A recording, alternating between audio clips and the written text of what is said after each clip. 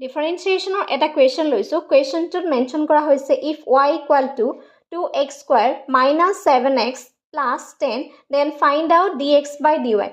এতিয়া চাবা এই কুৱেশ্যনটোত প্ৰথমতে লিখি ল'ম যে আমাক কি দিয়া হৈছে আমাক এটা ফাংচন দিয়া হৈছে ফাংচনটো হৈছে y equal to 2x square minus 7x plus 10 কিন্তু কুৱেশ্যনটোত আমাক কি সুধিছে dx বাই dy উলিয়াবলৈ কৈছে কিন্তু এই কুৱেশ্যনটোত আমি dx বাই dy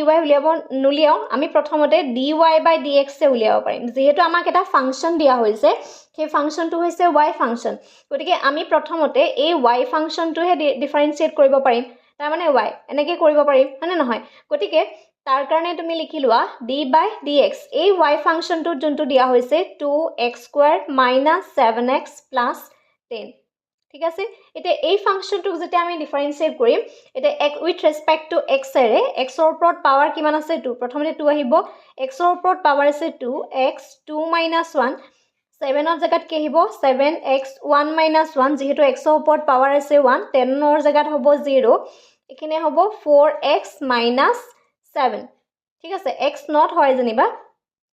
আমি এনেকৈ লিখো 4x - 7 এতিয়া কুৱেশ্যনটোক আমাক সুধিছে dy বাই dx সুধা নাই dx বাই dy সুধিছে এতিয়া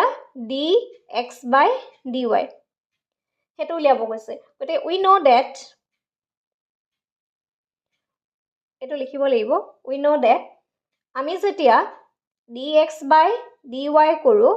তেতিয়া আমি কি কৰো ইয়াৰ উল্টা হৈ যাব 1 বাই dy বাই dx তাৰ মানে এটো উল্টাই দিলে কি হ'ব ওপৰলে x টো যাব তললে কি থাকিব y থাকিব তাৰ মানে আমাক যোনটো বিচাৰিছিলে হেতু ৰিজাল্টে পাম গতে ইমানখিনি নকৰি আমি সিম্পলি ওপৰত 1 টো পাতি দিও 1 টো পাতাৰ পিছত